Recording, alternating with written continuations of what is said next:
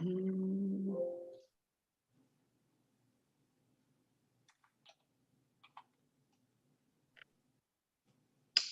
everyone. It's nice to see you again. Thought you were done with me, didn't you? Well, one more time. This is an exciting meeting, though. So I'd like to call the meeting to order. I can confirm that we do have quorum, which is fabulous. And I'll read the land acknowledgement statement. I would like to respectfully acknowledge that we are on the traditional territory of the Anishinaabe under the terms of the Robertson-Huron Treaty number 61 of 1850 and the Williams Treaties of 1923.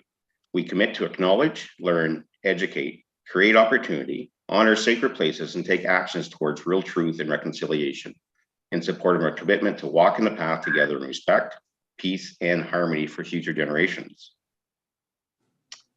I need a mover and a seconder to adopt the agenda for today. Councillor Schumacher and Laura Shaw.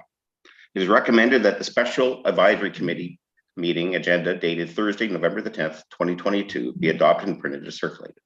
All those in favor? Excellent, and that carries. Do we have any disclosures of pecuniary interest today?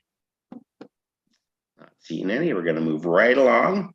So we're on to number 4, and this is reports from municipal officers. So it's 4.1, Report Corporation 2022-89, 1 Minerva Street, Municipal Capital Facility.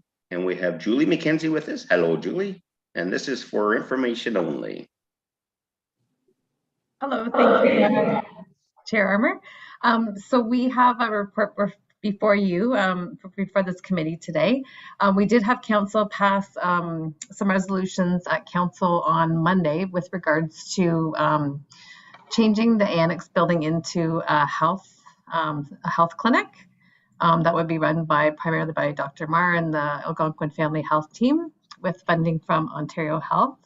So to do this and to provide some financial assistance, we're designated this building as a municipal capital facility for the purpose of healthcare. And part of when we declare a building a municipal capital facility, it must be reviewed by the Accessibility Committee under the AODA.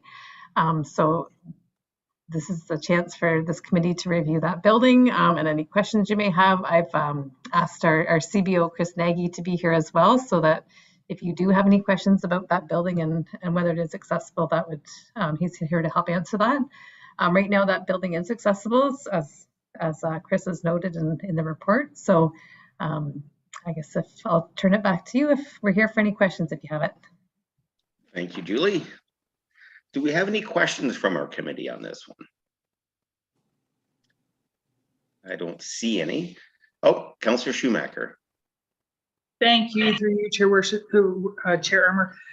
I know we're fixing parking lot. Does that include, is there any issue with like the sidewalk going in or any of that kind of thing that would affect accessibility? We'll ask Chris. Yeah, so I was actually able to meet with our facility staff and Public Works, and that's when the parking issue actually got brought up, because there is some significant heaving in that area. One of the things, because they are looking at re-asphalting the parking as a whole, is to ensure that from it would be High Street inward, there could be a accessible means of walkway to get to the front door.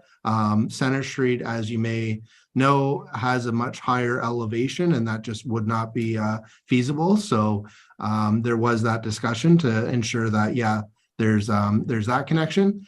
Also, in front of the library along that road, there are barrier-free parking spaces. However, discussion did note that there needed to be more accessible parking spaces on the site as well, and that's being incorporated into the design. So, yep. Excellent. Thanks for that, Chris. Committee member Shaw. So how many parking spots will there be there? Doesn't look like there's that much space for parking, just for interest.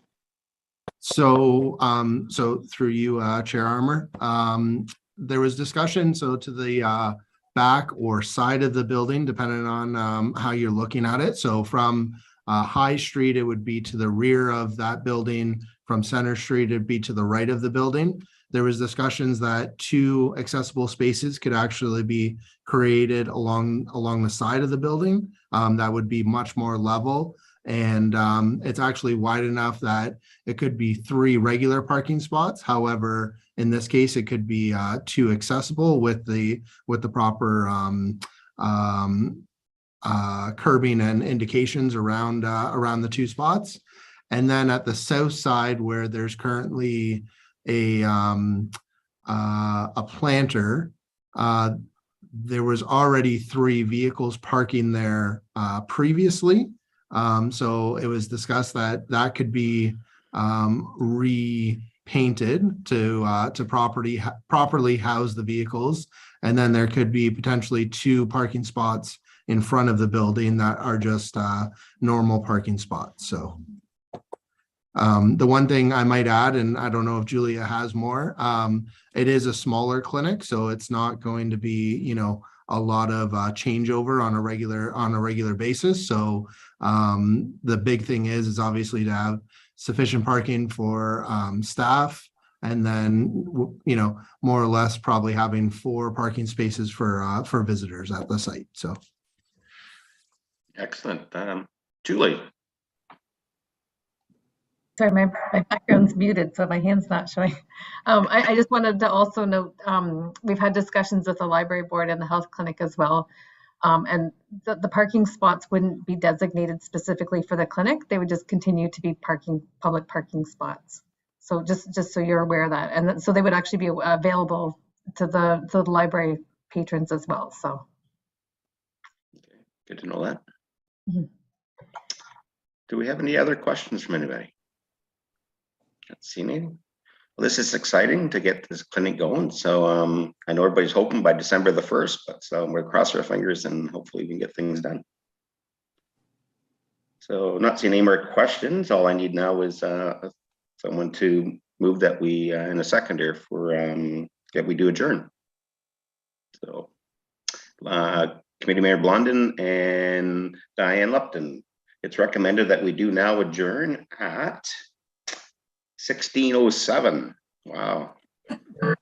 Great job, everybody. All those in favor? And that carries. Thanks, everyone. Thanks for getting together so quickly with us. This is very exciting time for everybody.